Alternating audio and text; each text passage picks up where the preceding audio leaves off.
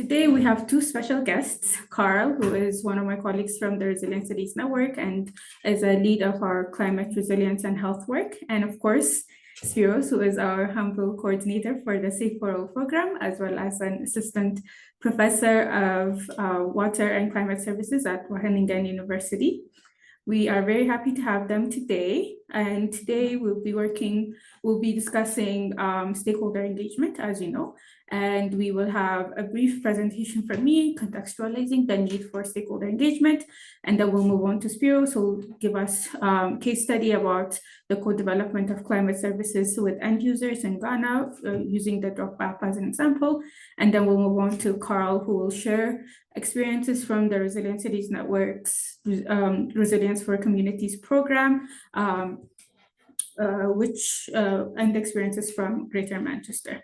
So the goal for us today is to be able to explain the basics and the need for stakeholder engagement for effective climate action and learn from case studies on the ground. So I hope you find this very useful. I'm very excited about this session today. And of course, as usual, please sign up for our newsletter to stay informed about the activities of the SAFE4ALL program. And as I mentioned earlier, we're posting the recordings from all of the sessions of the learning program on the Kenya SAFE4ALL, the Kenya Climate Atlas. We've already put 2 of the sessions there, and we've cut them up into shorter pieces so that you can really easily navigate and get the specific topics that you want to get the videos on.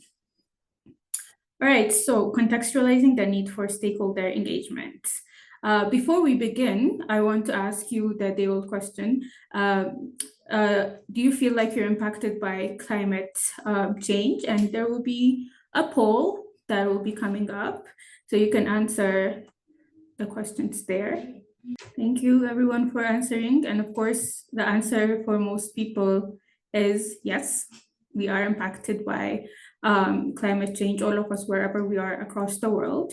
But one of the things we have to keep in mind as we're working towards climate action is climate change is not, and the impacts of it is not experienced the same. It's very dependent on the different shocks and stresses that, apologies, let me.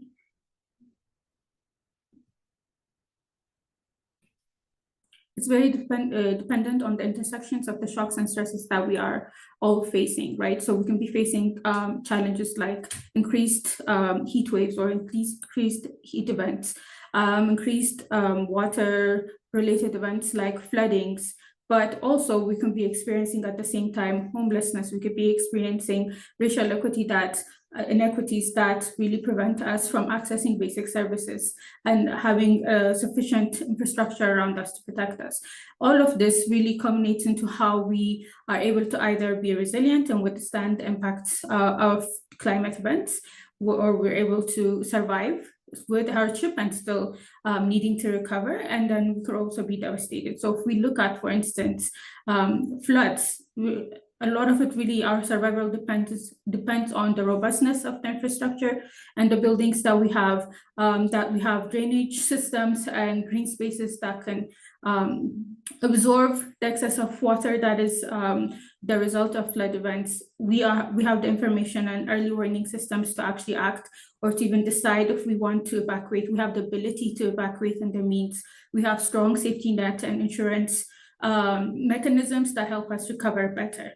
So it's really critical to keep in mind that based off of who we are, where we live, where we're located, and the access and resources we have, we're really impacted differently from, we're impacted differently by climate events.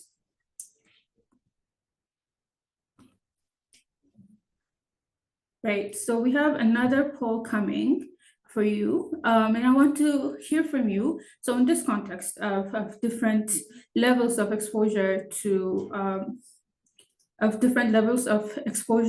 climate impacts, who do you think is really most critical for climate planning in your communities? And there will be a poll that is going to come up. Sorry about the screen.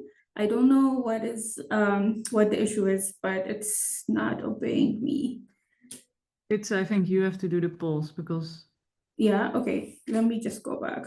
There you go. So in this context, as that we've been speaking about of how climate change impacts us differently based off of the accesses and identities that we host, who do you think is critical for planning climate action in your communities? You can answer more than once here, but it would be great to see who you think is a variable component of climate action planning.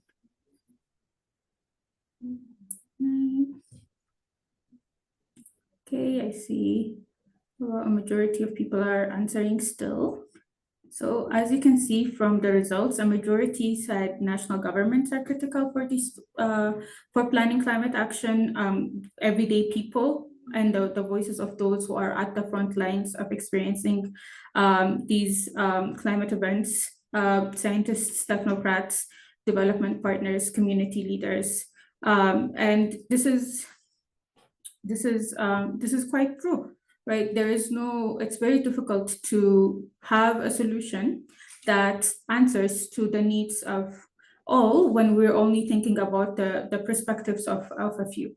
So in the second session we had around resilience, we talked about the qualities of a resilient system and how we can create resilience to not just climate change, but the intersection of the different challenges we face today.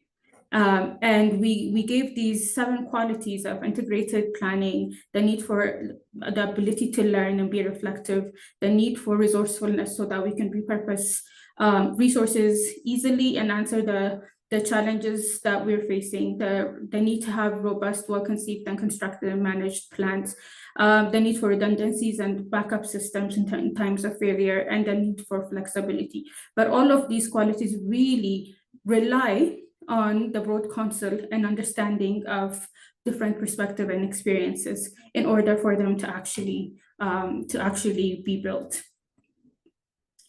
So when we talk about then stakeholders, there's from academia, there's multiple definitions that we'll find if we're talking about climate and environmental action. It's individuals, groups, organizations who have an interest in and are affected by environmental decision-making. If we look at governance and collective action, it is any person, group, organization that can claim rights, interests, or responsibilities in public decision-making processes. And then, of course, in what we're doing here around climate justice, that includes not just people, but also the ecosystems. It's both non-human and human actors who claim justice in the face of climate change. So the need for stakeholder engagement, it's undeniable, but also the process in itself needs to be inclusive. On the right, you see a picture from one of the sessions we held recently in Zimbabwe, where we were asking stakeholders that range from farmers to agricultural extension workers to academia and Met Office officers how they're experiencing climate change, particularly heat or the fact that it's getting warmer. And we got very different perspectives, some positive, saying that this allowed for the expansion of the number of or the types of and diversity of seeds and plants they can plant.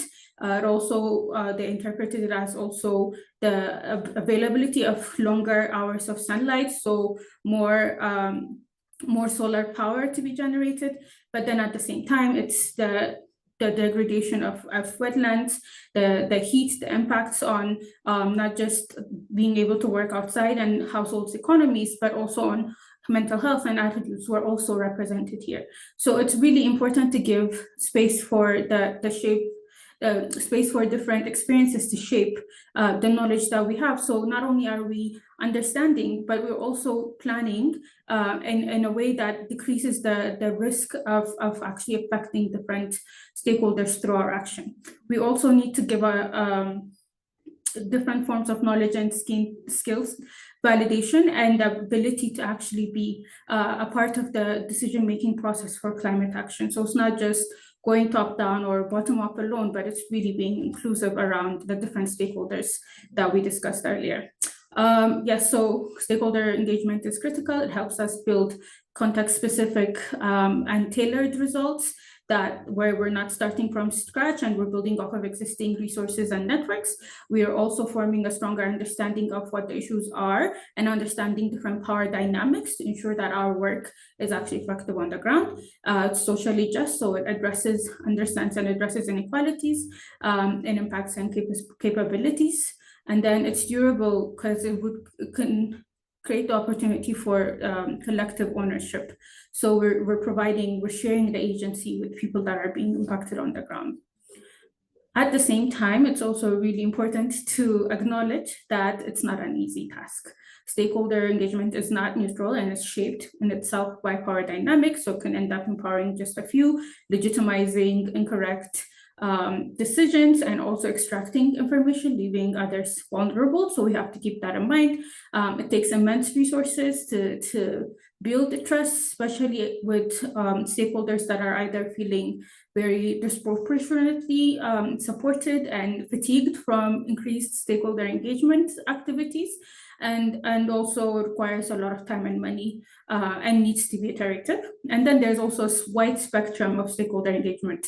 And we touched upon this in the last session with Monica and Julit's chatbot work. It can range from just passive participation where we're informing people all the way to the point where we're having interactive participation where people are taking a part in joint analysis, planning, and decision-making processes. And we need to be very clear about the efforts we put there.